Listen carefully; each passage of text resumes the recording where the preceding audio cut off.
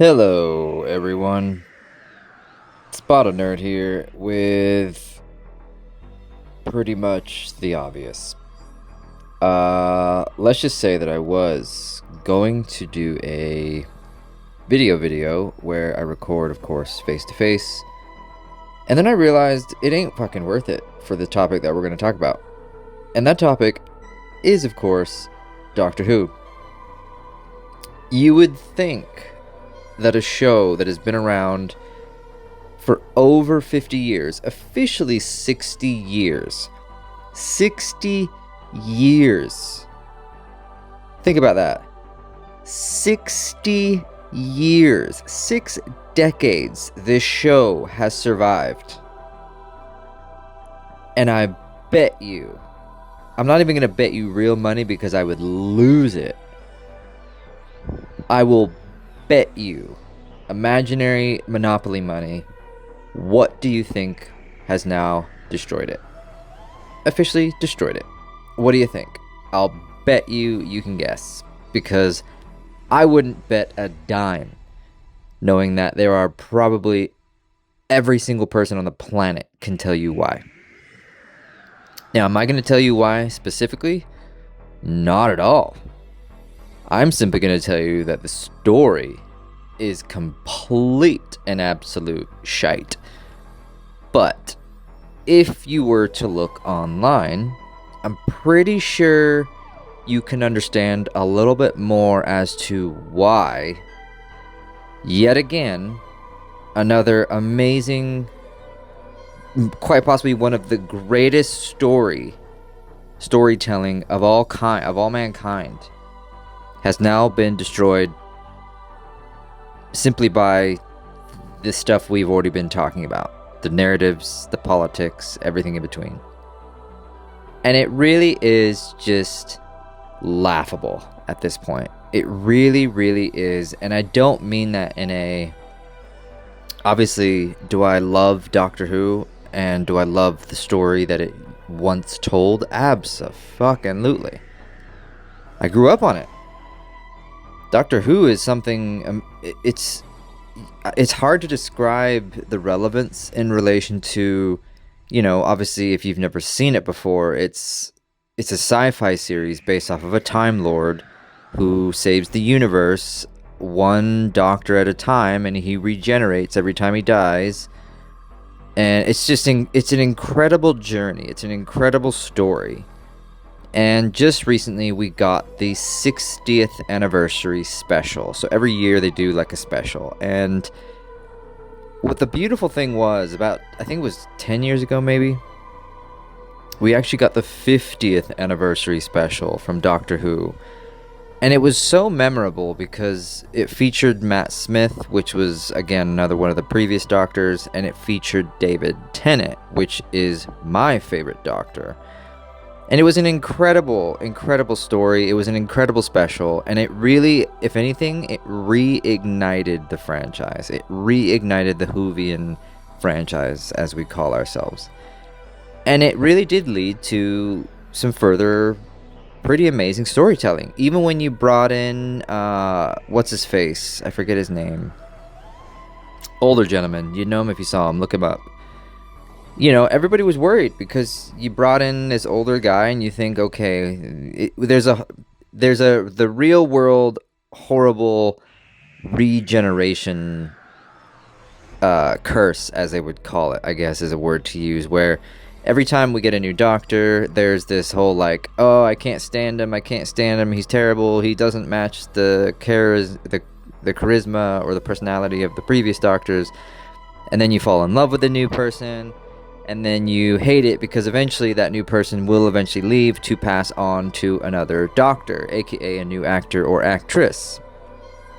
So when you got the older guy, and again I apologize to him, and I really do, I feel bad because I forget his name, but everybody kind of freaked out a little bit. But eventually he did turn out to be, again, one of the best doctors we've ever seen. It really was amazing. And then even after that, we of course got Jodie Whittaker, which was the first quote-unquote female doctor.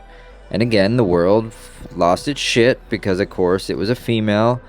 To be clear, I didn't give two craps. I just wanted to make sure they kept the storytelling. And that's when I first started to see the destruction of Doctor Who. Because, again, it has zero, and I want to make sure this is very clear, absolutely nothing to do with the fact that they changed the Doctor into a female. It doesn't even matter the fact that apparently when we were, if you watch the earlier Doctor Who and they kind of get through the story arc aspect, he was only supposed to have like 12 or 13 regenerations, and after that it's over. Like, you're done. You're dead. Not, it's like a cat with 9 lives. After 9 lives you're dead. You can't go 10, you can't go 11, 12, 13, but obviously with story writing and with fandoms, obviously you have to evolve and you have to adapt and you move forward, and that's how they did it. They just, you create a story arc that allows you to continue the story, basically. So, but it is, Jodie Whittaker's Doctor was the destruction, the leading cause of the ultimate death that now is Doctor Who, because again, it was the story writing. It's plain and simple. We have talked about this a million times over, whether it's Star Wars, whether it's Star Trek, whether it's name XYZ fan base here. And it's always because of the politics. It's always because of the narratives, and it's always because of the agendas. They shove it down your throat, and they pretend that is the way it's going to be. That's what the people want, and that's how the future is going to be. And wouldn't you know it, every single time these writers, these studios, these producers, every single time they do it, these franchises die. And I'm not speaking, exaggeration. No, literally look at the numbers right now, because let's be real, everything is driven by what? Money. Money. Disney is so far in the hole right now when it comes to Marvel, Disney Plus, everything in between, Star Wars, Lucasfilm. Nobody is watching this crap anymore. It's and I think, and you can tell the passion in my voice behind it, because it was so easy. It was so easy to give us the content that the fans wanted, and you did it. If anything, again, we'll use Disney Marvel as the baseline. You did it for 24 films.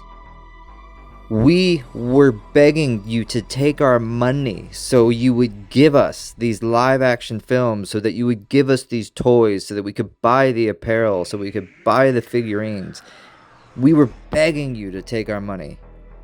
I'd even tell you with Star Wars, I got a tattoo when The Force Awakens came out, because it was a rough time in my life, but the bottom line is, that movie saved my life, literally, because I really did thought it was I was one of those that I really thought it was the best fucking film ever. I really, really did. And everybody, like you say, it doesn't matter what you say about the quote-unquote, there's a word for it, the sequel trilogy for Star Wars. Everybody like Rey, they didn't like, but again, you destroyed it with The Last Jedi and Ruin Johnson, as we call him. And it's, of course, the story goes on from there. So coming back to Doctor Who, when Jodie Whittaker took over, it was like, great, I don't mind whatever this direction you want to go in, just keep writing good stories.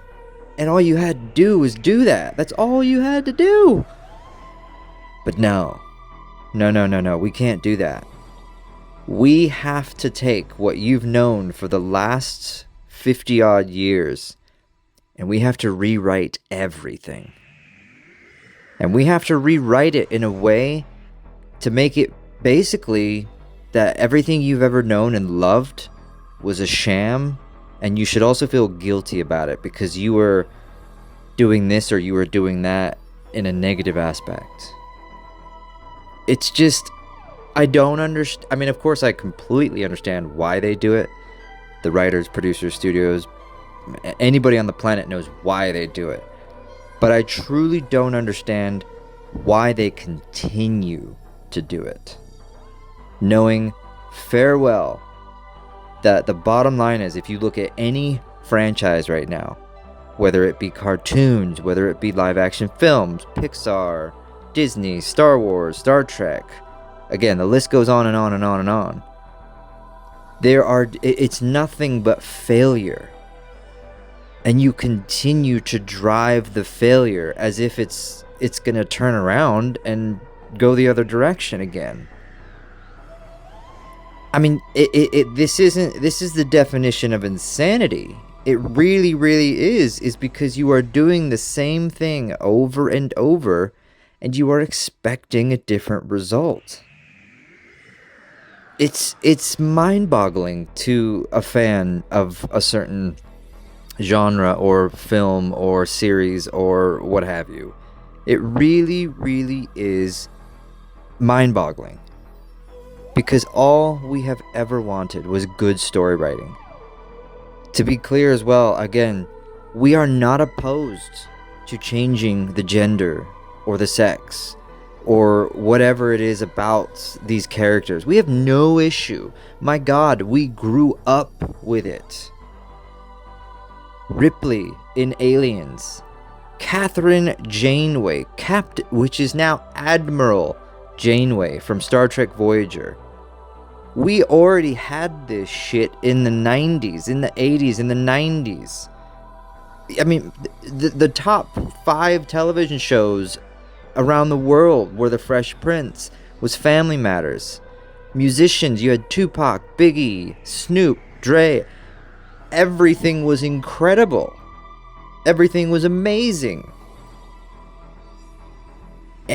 And I just, where did that go? Of course, I'm not being literal in the sense of everything is trash, but I'm just saying, I don't understand why you have to force it. It's not, I mean, you look at, again, another prime example with Marvel. You look at Black Panther, truly one of the greatest live action films ever made. Obviously tragic what happened to Chadwick Boseman, but again, all you had to do is keep giving us the same amazing storytelling. But no, we gotta go to the politics and the agendas and the narratives, because that's what you should be paying attention to. Not that we don't get it 24/7 on our phones, through our social media, through our news, through our media. I guess this is more of a vent, so I appreciate those who are listening, and I appreciate those, obviously, who continue to support Spot of Nerd. Please subscribe and follow everywhere you can. Of course, YouTube, Rumble, Spotify, etc. And again, I know I'm a broken record, but I want to be very clear. And I'm speaking on behalf of millions of fans out there, regardless of what franchise or, again, television series, movies, etc. We don't give a crap who you play as these characters, what you play as these characters. We don't give a crap who they are. Just as long as they are able to tell us the stories that we have all known and loved since the moment we were introduced to whatever genre or franchise it may have been. Kids that were born in the 70s grew up with Star Wars, and they're looking now going, they don't even know what Star Wars is. It's the same story with Star Trek was in the 1950s. Now they don't even recognize it. Albeit, you can go back on this channel. Yeah, there are things I like about the newer stuff. I've told you. I think Strange New Worlds with Star Trek is a fantastic show. But Doctor Who? At this point, you're shooting yourself in the foot, metaphorically speaking. You had such a chance, and I think we'll kind of finish up this episode coming, with this 60th anniversary that they just released. It's a 3-parter, apparently. Like, there's 3 parts to it. They just released the first part. And I can tell you right here now, I have zero desire. No chance in hell will I watch those other 2. You had a chance with Doctor Who and this 60th anniversary, because about, I'd say, a year ago, maybe, or something like that, when Jodie Whittaker's Doctor was regenerating, she regenerated into the one and only David Tennant, the Doctor that we, as some of those early adapters of Doctor Who, truly fell in love with the show because of him. So when we saw that, it was one of the greatest cliffhangers of all in television history in terms of Whovians, etc. So we were on the edge of our seats, and when we got the trailer, again, it was one of those where like, oh my god, they're bringing back again, I'm terrible with names, but look her up. She's the gal that was obviously in the series beforehand. She got the Doctor's powers and she had to forget everything, yada yada yada. Long story short, again, you get this trailer and we are excited again about Doctor Who. We are pumped. You're like, oh my god, this is amazing. Obviously, they're going to hopefully tell us how, because obviously David Tennant's Doctor died, so how is he back? So, this is some crazy story writing, oh my god, how are they gonna tell us how this happened? And then we do finally eventually get the premiere of the 60th anniversary of Doctor Who. And again, I'm not going to delve into the specifics here. Respectfully, I do have to be careful. And like I've said, all you have to do really is look up some of the clips online of this Doctor Who special, and it's pretty well written. And give you a little bit of a spoiler. Once more, men are evil. Men are scum. Everybody is a bigot and a racist. It's just, at this point, it's predictable. It really, really is. And I really wish it wasn't. Because I think you could have done something amazing here. I really, really do think you could have done something amazing. I've always said this, and I'll always say this as a final word. This is fiction. This isn't real. This is made up story writing, storytelling. And you had 60 years of just absolute amazing storytelling. And all you had to do was keep going with it. But you just couldn't, could you? You had to take the division and everything else in the world right now that is negatively portrayed in relation to just whoever you might be. And then you had to put it in the show. You had to do it.